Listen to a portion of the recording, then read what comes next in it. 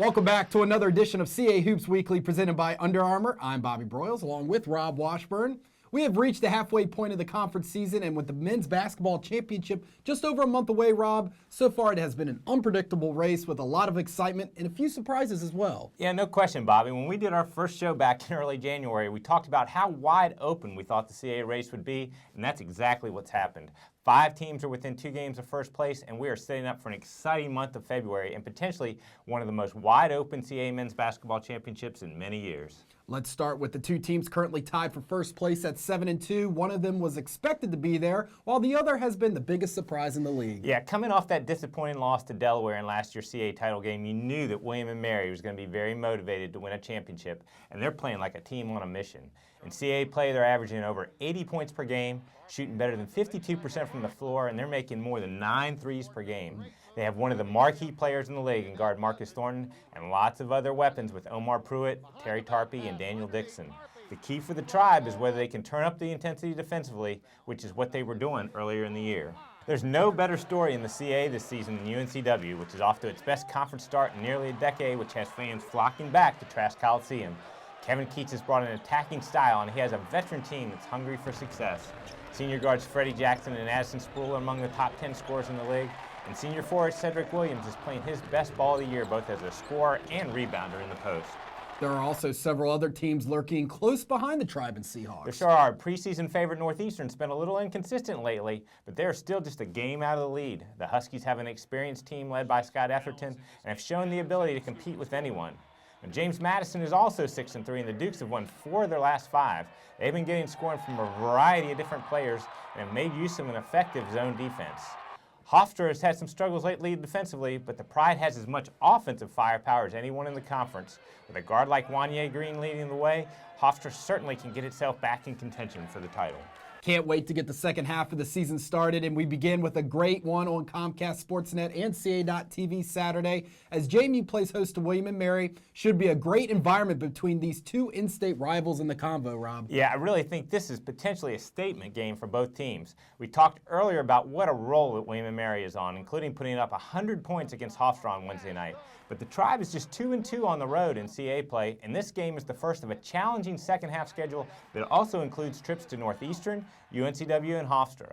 And William & Mary defeated JMU 81-73 a couple of weeks ago behind 27 points from Marcus Thornton and a triple-double from Terry Tarpey, and they have the type of shooters that could negate JMU's zone. The question for the Tribe is whether they can also bring energy defensively in what will be a supercharged environment at the Convocation Center. Now for JMU, this is a chance to show that they can be a contender for the CAA regular season title. The Dukes showed a lot of toughness by rallying for a victory at Hofstra last Saturday and put a season-high 88 points on the board in a win over Delaware on Wednesday. Jackson Kent and Ron Curry are playing well in the backcourt, and the Dukes also have been getting good play in the post from Yohani Dallenberg. Well, speaking of the Dukes, Rob, JMU's Ron Curry felt right at home while on the road last Saturday versus Hofstra as he put in the Renaissance Baltimore Harbor Place Hotel road performance of the week. Curry led the Dukes, who were down 12 at the half, to a come-from-behind victory 69-63 at Hofstra last Saturday. What a game for Curry. He scored a career-high 25 points, grabbed 6 rebounds, and also came up with 3 steals. He drained 3 three-pointers and helped seal the victory by going 10 for 13 at the free throw line. A tremendous effort and a big road win for the Dukes. Want to see the highlights again? Head over to facebook.com/CA Sports to check them out. Share the Road Performer of the Week video while you're there, and you'll have a chance to win a hotel stay and tickets to the 2015 CAA Men's Basketball Championship. Later Saturday night on the American Sports Network and CA.TV, we have 2 teams who are looking to make a strong start to the second half of league play as Towson visits Hofstra. Yeah, this game is an interesting matchup between 2 teams with totally different styles. Hofstra is one of the most prolific three-point shooting teams in the conference behind Amin Tanksley and Brian Bernardi, and they're averaging 75 points per game in CA play. Towson, on the other hand, is leading the conference in scoring defense, allowing only 62 points per game, and they are one of the top teams in the nation in rebounding margin. Sophomore forward John Davis is having a sensational season with a league-high 10 double-doubles, and the Tigers are getting strong play from a talented freshman class led by Byron Hawkins. The pace of the game will be the thing to watch. Hofstra will try to get up and down, while Towson would prefer a slower, more controlled game. Should be fun to see which style wins out. Now here's a look at the rest of this week's action around CAA men's basketball.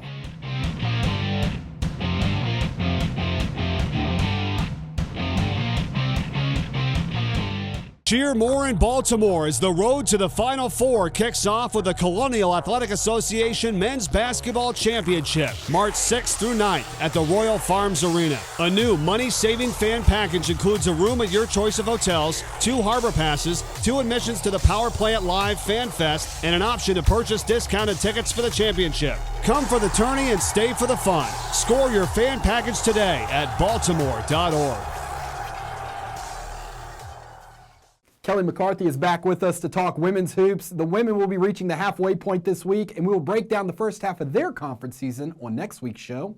As of what is going on around the league right now, Kelly, JMU has that 2-game lead, but a couple of other teams are making some noise in the standings. Drexel now has sole possession of second place after a nice 2-game stretch last week, and UNCW, who pose a dangerous offense attack, is climbing up in the race as well. That's right. Drexel is in the middle of a nice run right now. They've won 6 of their last 8 games, most of which have been close. We all know the Dragons are tough at home, but they're also picking up those crucial road wins. As far as UNCW, everything is clicking for them right now. They are a streaky team, but they could go over 500 in the standings on Thursday before they face Drexel on Sunday.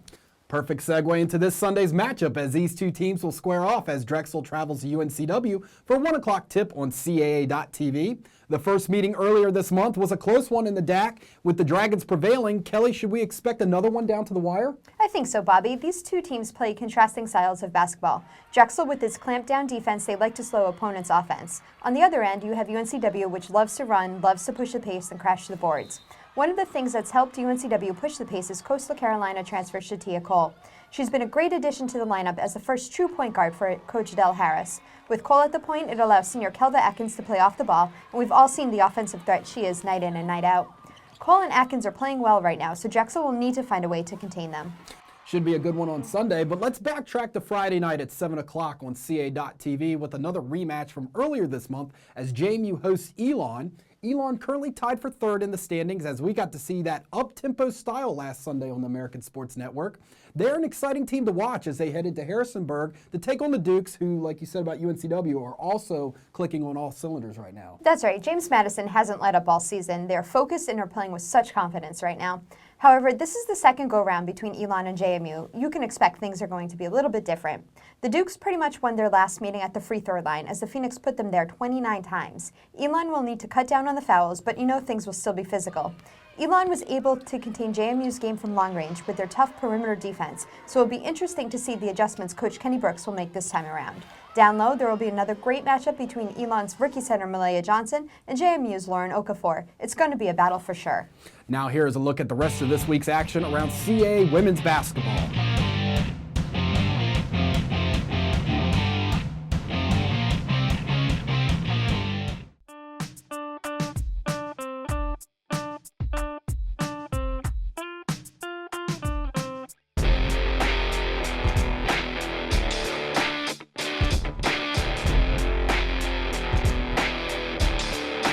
Experience the action of the 2015 CAA Women's Basketball Championship, March 12th to 15th at the Showplace Arena in Upper Marlboro, Maryland.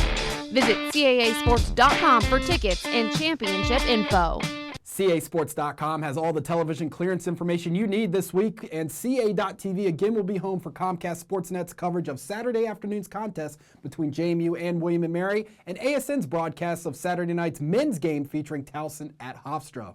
And of course, CASports.com will have all the information you need regarding links to live stats, video, and audio coverage. You can also follow the league on Facebook and Instagram by searching CAA Sports, or follow us on Twitter at CAA Basketball using the hashtag CAA Hoops. And don't forget, you can purchase your tickets right now for the 2015 CAA Men's and Women's Basketball Championships at CASports.com/tickets. The CA.TV crew is back on campus this weekend as you and Alex Souza are heading up north to Hofstra. Hopefully all the snow will be gone, right? Yes, sir. Stay tuned to CASports.com and the official CA men's and women's basketball blogs, Hoop Scoop and Baseline Buzz for highlights, analysis, and tune in next Wednesday for our In Focus feature on the Pride.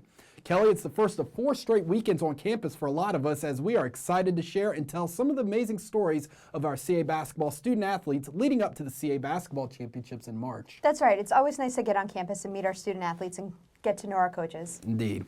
That is it from us today. For Rob Washburn, Kelly McCarthy, I'm Bobby Broyles. We'll see you next Thursday for another edition of CA Hoops Weekly presented by Under Armour.